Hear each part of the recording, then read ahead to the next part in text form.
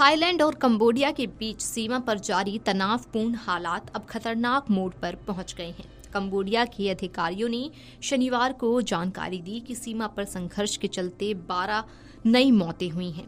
इस तरह अब तक दोनों देशों में कुल 32 लोगों की मौतें हो चुकी हैं। मृतकों में सैनिकों के साथ साथ आम नागरिक भी शामिल हैं।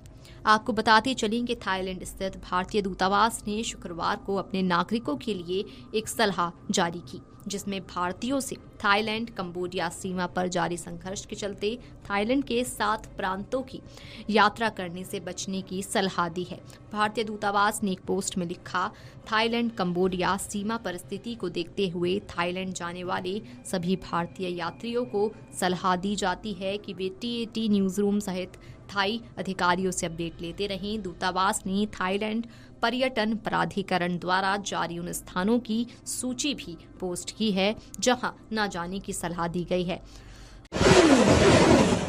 संघर्ष के चलते दोनों देशों के सीमावर्ती क्षेत्रों से हजारों लोगों को सुरक्षित स्थानों पर शरण लेनी पड़ी है। थाईलैंड के स्वास्थ्य मंत्रालय के मुताबिक 58,000 से ज्यादा लोग प्रभावित जिलों से निकाले गए हैं। वहीं कंबोडिया के अधिकारियों का कहना है कि करीब 23,000 लोग अपने घर छोड़ने को मजबूर हुए।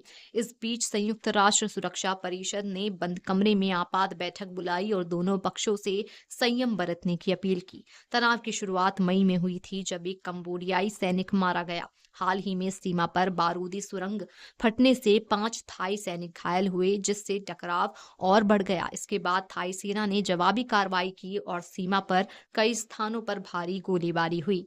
सीमा के पास रहने वाले लोग गोलीबारी की चपेट में आ गए।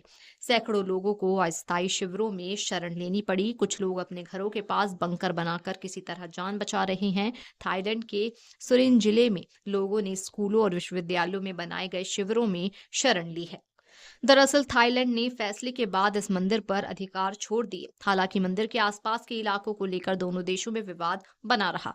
विवाद के चलते साल 2008 में दोनों देशों में संघर्ष हुआ, जिसमें दोनों तरफ से 20 लोगों की मौत हुई और हजारों लोगों को बेघर होना पड़ा था। इसके बाद कंबोडिया फिर से ICJ पहुंचा और ICJ ने फिर से कंबोडिया के पक्ष में फैसला सुनाया।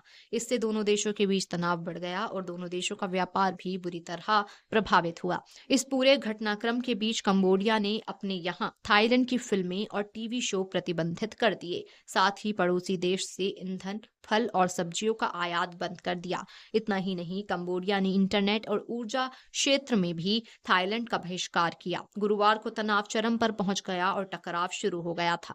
दोनों तरफ से गोलीबारी के आरोप लगे। शुक्रवार को ये संघर्ष और गंभीर होता दिखा। इस साल जून में थाईलैंड की प्रधानमंत्री को अपनी कुर्सी भी गंवानी पड़ी थी। दरअसल PM ने कंबोडिया के पूर्व PM से फोन पर बात की थी, जिससे PM ने अपनी ही सेना की आलोचना की थी। बातचीत का ये ऑडियो लीक हो गया, जिससे PM अपने ही देश में घिर गईं और आखिरकार उन्हें PM पद से इस्तीफा देना पड़ा।